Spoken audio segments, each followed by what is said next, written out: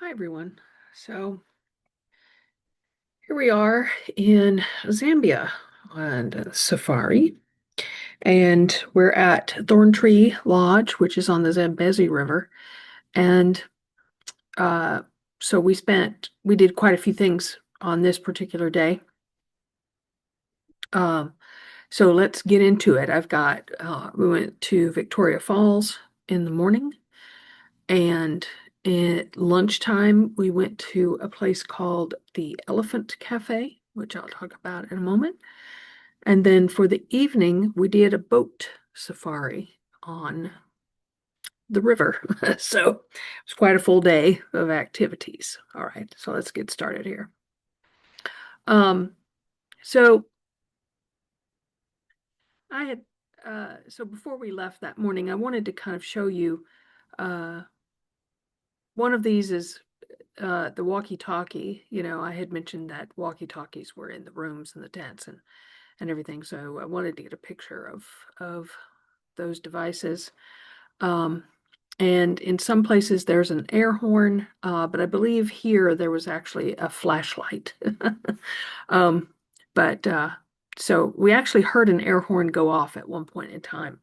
I don't know exactly what was happening there. I didn't ask about it the next day, but and it could have been just an accidental blowing of the air horn because nobody was talking about it the next day. Um, so I just wanted you to see that. So then off we go. Um, this is the main area of Thorntree, and then we head off to the falls. Um, Now, this is kind of a view kind of far back from the actual falls itself. All that mist coming up is where the falls is going over from the river. And um, we saw this very interesting display that shows how this water is carving canyons.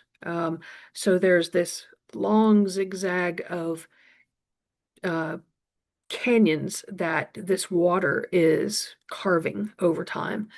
Um, and so it moves back a little bit each year. I think a lot of waterfalls do that, especially the big ones, for sure. Sort of eat away at the rock and the soil and all of that. And so these are deep chasms that this water is creating as it's moving along here. So as you can see, it's creating its own rainbows. So we're on the Zambian side, and you can walk quite a bit around Victoria Falls. Um, and so I'm standing here kind of at the top on one side where it's flowing over. You can see that rainbow there. Uh, and you can kind of see the outline of a second one a little bit. So I'm sure they have double rainbows all the time because this is just such a huge waterfall. And I have some video of this. You'll see here in a second.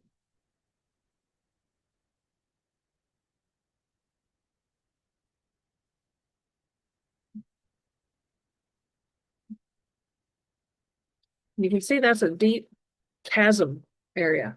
You know, it's just carving away.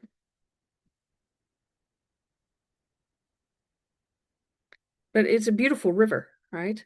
And I don't know how far across that is, but the river even goes further. There's a lot of trees on this river, so I don't even know how wide it is from where we are at this juncture. But it's a beautiful river.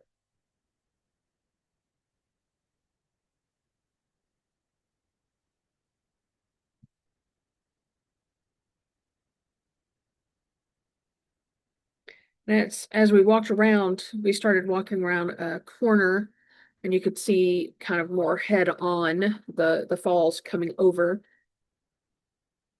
That's a tremendous amount of water coming over that thing. And this is just a fraction of what the Victoria Falls is. So I mean, I knew it was big, but it's very impressive.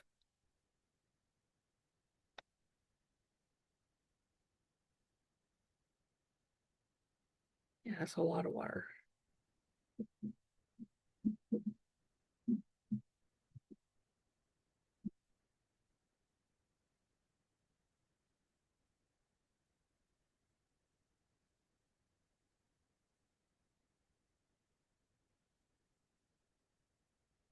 Now, the further you walk around, there are these little bridges that kind of go across these little chasms there, these little canyons, and you can get really wet. I decided not to go that far, but we went pretty far around to kind of see different views of the falls. And you'll see here in a moment that you can kind of see the mist there, but there's a huge amount of mist coming off of this waterfall. You can see it there a little bit, but you'll see here in a moment that there's just so much mist coming off of it, like nothing I've ever seen before. It's a beautiful falls.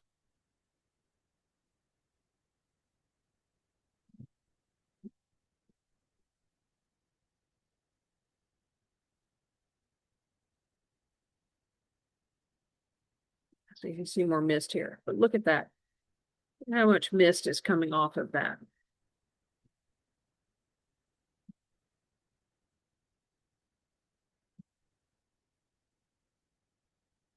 And if you walked a little bit further to the left here, you'd walk over a bridge and just get soaked.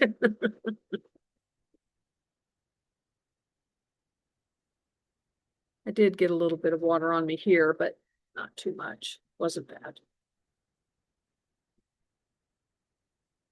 I just think that's amazing.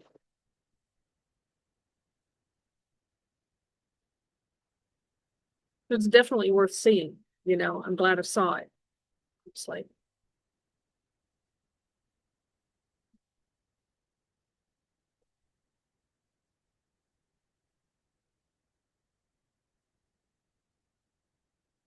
and you can really kind of feel the power of this because I'm a little lower than the top of the falls, which is very impressive. So by the time we were done with that, we went to have lunch at the Elephant Cafe, and it's right next to Thorntree. And what's cool about it is they have breakfast, lunch, and dinner there. It's a little expensive, but a lot of the proceeds not only go to covering the cost of the food, but and the facilities there, but they help rehabilitate and protect elephants. So this lovely hippopotamus was hanging out on the bank where we were. And so we got to see one hippo up fairly close. We were within 20 yards of this hippo, you know, um, on foot. So, not that this was a walking safari by any means, but it was, you're very aware of this hippo being there. And we got to feed a couple of elephants. This was the biggest one. In fact, I'm only 5 feet 4 and a little bit inches tall. Not quite 5'4.5", um, but I standing next to this elephant, I barely was registering on the leg of this elephant, really.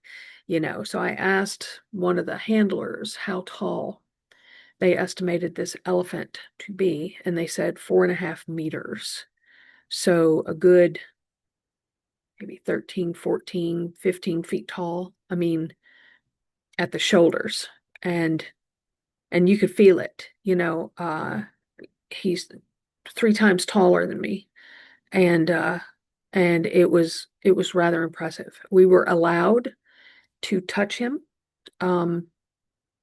And so I did take the opportunity to kind of touch his trunk, to touch the ivory. And they talk about how many muscles are in the trunk and everything, but it has a texture that I can't describe to you. I figured their skin would be really hard, and it isn't. It's what I imagine like maybe a rhino skin to be, but it was soft and supple. I mean, it was strong, but it was soft and supple at the same time. It was just amazing. And so the trunk, we had these bags of food, these little food pellets that we were feeding to them. And so he would hold his trunk open with those little finger-like things, and I'm just dumping food in. And then after a while, he would take it and dump it down his throat, and then he'd come back and I'd fill it again and everything.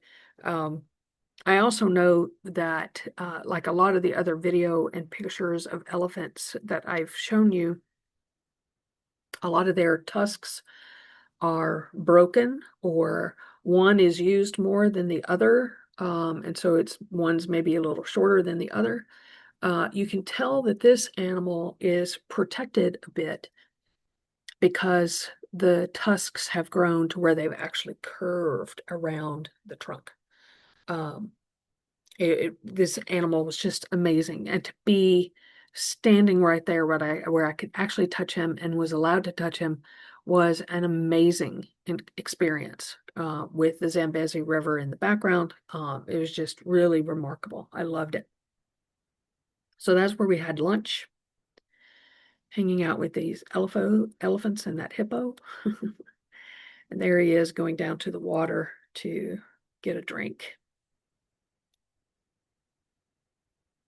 Now, a lot of these elephants could have been orphaned. They might have had an injury, something like that. And this elephant cafe is basically taking care of them. They can roam in the national park, but they keep tabs on them.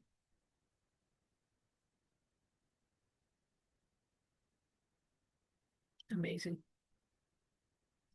And this is, where we were having lunch. This is the view of the river from the actual place we were having lunch.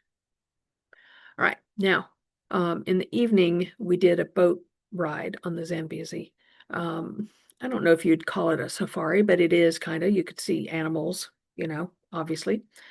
There's lots of trees in this river, as you can see.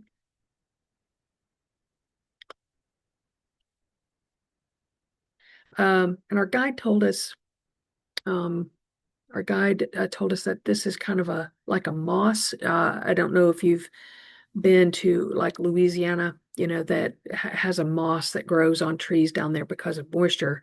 This is a different kind of moss. It's actually some sort of predatory thing. It will eventually kill these trees, but it was a pretty photograph, even though it's destructive. Um, Now that's the view of our Thorn Tree Camp, Thorn Tree Lodge, on the river.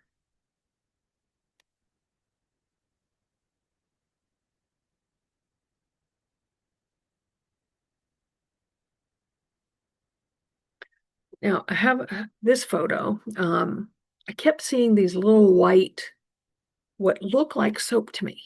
And I thought, nah, it can't be that. It must be something else. It must be some bloom or something that has fallen off a tree. But sure enough, it was soap. So apparently the river, when it's running through the water-buried tree roots in the river, it makes this soap. And so you see these little soap pods floating down the river, or this, area of soap. I just thought it was fascinating, right? That it does that. So you can see these little white, it's almost like surf, surf can be frothy, Um, and so that reminded me of that. But it's actual soap, and it's made from the water moving through the roots of these trees that are in the water. So there you see it. So I wasn't losing my mind when I saw it. This, I believe, was an ibis, an Egyptian ibis, I believe, up in the trees. And here we've got some video of the river, just how fast moving it is. At one point, there was a whirlpool, and I didn't get a video of that. I wish I had, because we kind of rushed by it, but the water was moving so quickly. And apparently there's a lot of rocks out in this river, which creates these waves and creates these eddies and creates these whirlpools.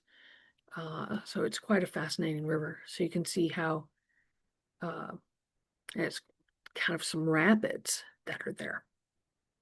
Then we saw this little group of elephants, probably a bachelor group, most likely hanging out by the river.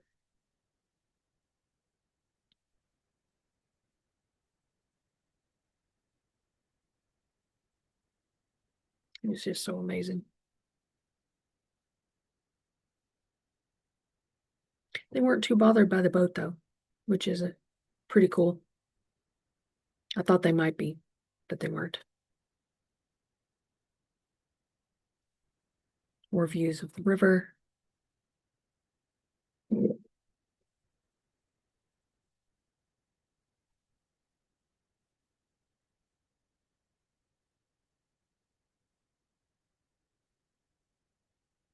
And then here we are kind of going back through this sort of rapid area with these little waves coming through. I get splashed a couple of times.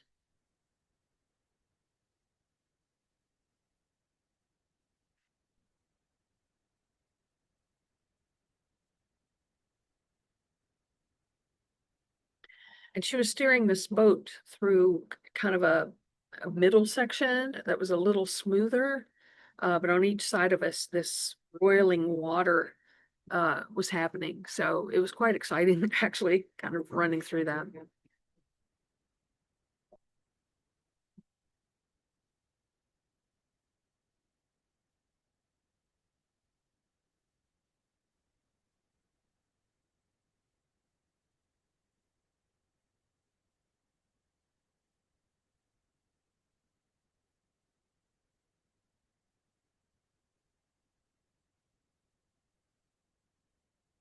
So there weren't a whole lot of animal sightings actually while we were out on the river. You know, the elephants that we saw and those ibis birds, but that was about it. You know, we did stop for our sundowner, and I thought, oh, what a great place for a hippo to be. So I was on a constant lookout for a hippo while we were there. Um, but just taking some, that was the place where we had our sundowner. So that does look like a great place for a hippo to hang out, I would think. Then the sunset over the Zambezi.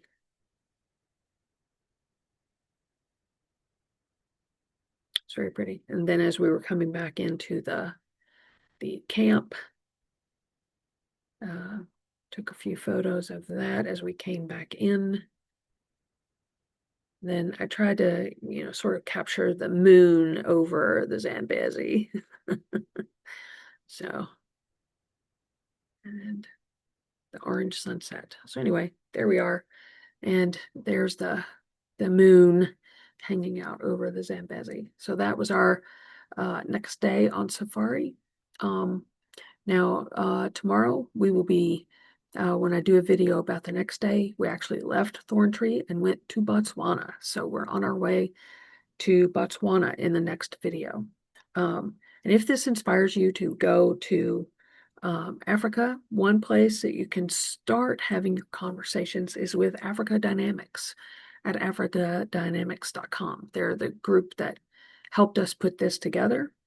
It was really easy, very informative. They were very helpful in helping us to get prepared for it, to sort of know what to expect. They sent all kinds of documents so that we knew about tipping and how to tip, and what was expected around that. And so, yeah, it is amazing. And so hopefully this gives you a feel for what it's like to be on a safari beyond just the safari game drives. All right. So thanks a bunch, and I'll talk to you soon.